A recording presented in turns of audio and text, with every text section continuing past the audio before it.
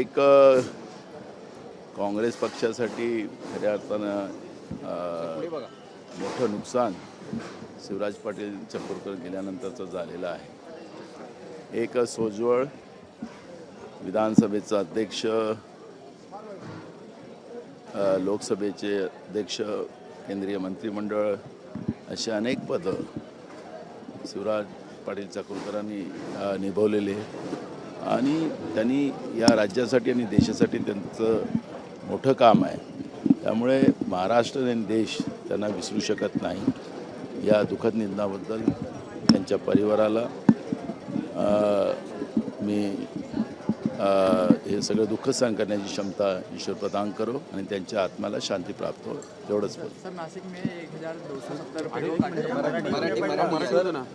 काल रवींद्र चव्हाण आणि एकनाथ शिंदे यांच्यात बैठक झालेली आहे आणि कुठेतरी महायुती म्हणून समोर जायचं आहे आणि असं देखील ऐकायला मिळतं की काही ठिकाणी एनसीपीला मात्र बाजूला करायचं, एनसीपी अजित पवार या मला त्यांच्या तीन तिगाळा काम बिघाडामध्ये काही मला प्रतिक्रिया द्यायचं काय कारण नाही आहे।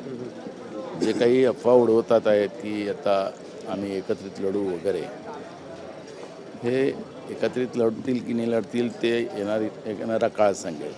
त्यामुळे त्यावेळेची प्रतिक्रिया आपण देऊ। पण यांच्यात काय भांडणं आहेत, काल आपण विधानसभेत पाहिलं की मुलांसाठी, शाळेत शिकणाऱ्या मुलांसाठी काही योजना मुख्यमंत्र्यांच्या नावाने सुरू झाल्या आणि काल त्याचा प्रश्न विधानसभेत दुसऱ्या क्रमांकाचा होता। तर BJPच्या आमदारांनी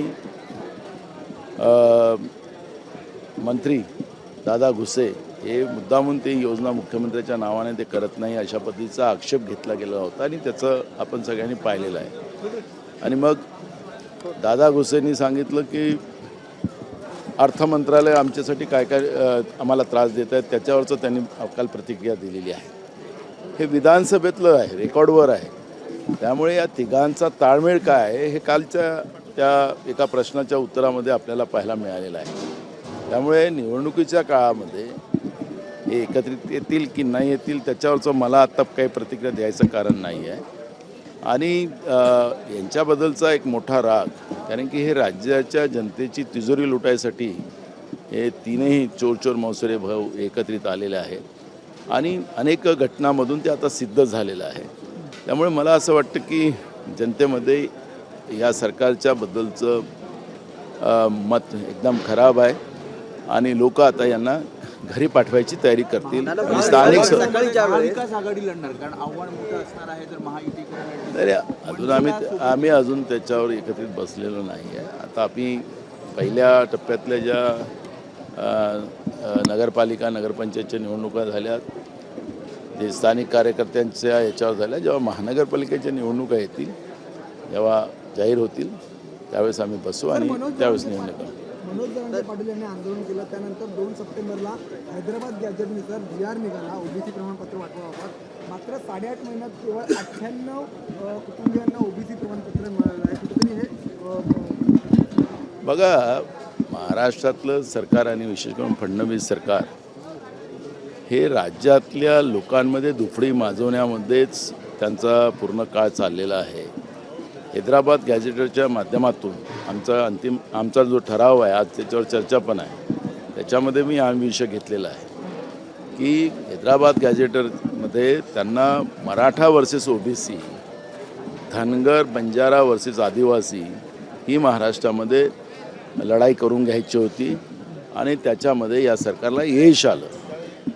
अनेक जिल्ह्यामध्ये, अनेक गावांमध्ये या पद्धतीचे मोर्चे वेगळ्या वेगळ्या पद्धतीनं वेगळ्या वेगळ्या जातीच्या लोकांनी केलेले आहेत आणि त्याच्यामुळे राज्यामधलं जे आपसी मतभेद प्रत्येक जातीमध्ये निर्माण करण्याचं जे धोरण या सरकारने केलेलं होतं त्याच्यात त्यांना यश मिळालेलं आहे। पण आता लोकांना कळलेलं आहे, जो प्रश्न आपण विचारला त्या प्रश्नामध्ये त्याच्यामागचं तेच कारण आहे की आखरी सरकारला जे पाप करायचं आहे हे राज्य विकायचं आहे। जसं जमिनी विकायच्या आहेत महाराष्ट्रातल्या, त्यांच्या बगलबच्च्यांना द्यायच्या आहेत, मुठभर काही उद्योगपत्यांना द्यायचं आहे, राज्याची तिजोरी लुटायची आहे आणि त्याच्यामुळे या पद्धतीचं वातावरण निर्माण करून माध्यमामध्ये फक्त हेच चालवायचं आणि बाकीचा कारभार आपण करायचा अशा पद्धतीचा प्रयत्न या सरकारने केलेला आहे. उद्धव ठाकरेंसोबत महाविकास आघाडीचे नेते सगळ्यांनी चर्चा केली. काय नेमकी रणनीती ठरते, विशेष करून विरोधी पक्षनेते पदासंदर्भात काही निर्णय होते? नाही हे सरकार करणार नाही. त्याच्यामुळे त्या लॉलीपॉपच्या मागं काही आम्ही काय तर लागत नाही. त्यामुळे या सरकारला लोकशाही मान्यच नाही आहे. त्याच्यामुळे ह्याच्यावरचं हे काही मंथन करायचं काही कारण नाही. ज्या सरकारला लोकशाहीच मान्य नाही, जिथं आम्ही 2 आमदार असताना आम्ही विरोधी पक्षनेता काँग्रेसने त्या काळात दिलेला होता, पण यांना ते लोकशाहीच मान्य नाही. त्याच्यामुळे यांच्यावर ज्यांना लोकशाही मान्य नाही तर ज्याला लोकशाहीची भूमिका सांगण्यात काही अर्थ राहिलेला नाही. काल नाना शिंदे चव्हाण यांची काल बैठक झाली. आज सकाळी पत्रकार परिषद चव्हाणांनी घेतली आणि त्यात ते असं म्हणाले की काही गोष्टी सगळं सांगायची तर एकेकाला सवय असते. शिंदेंना दिल्लीला चिमटा जाऊन काढलाय सांगायची का? टोला लागवला एकंदरीत. कसं तुम्हाला काल विधानसभेतलं कामकाज सांगितलेलं आहे, ते रेकॉर्डला आहे.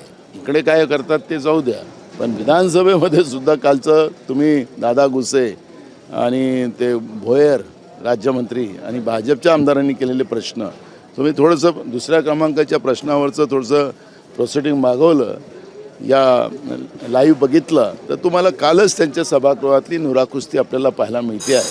त्यामुळे मला असं वाटतं की या सरकारचं बाहेर काय बोलणार पण आतमध्ये काय चाललं ते याच्यातून काल स्पष्ट झालेलं. भाऊ इकडे हिवाळी अधिवेशन सुरू आहे आणि तिकडे सीबीआयनं कोळसा खाणींवर मोठी कारवाई केलेली आहे.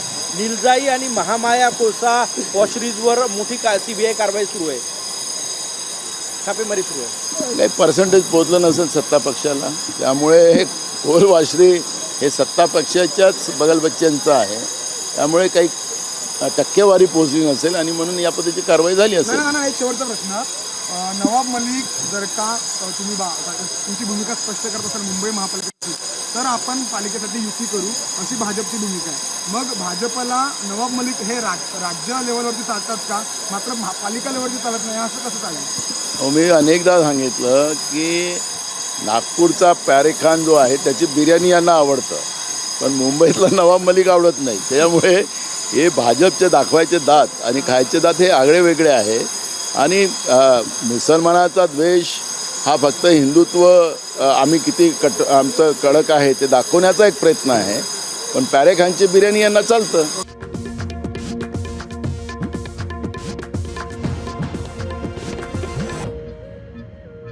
आपल्यासोबत मंत्री प्रताप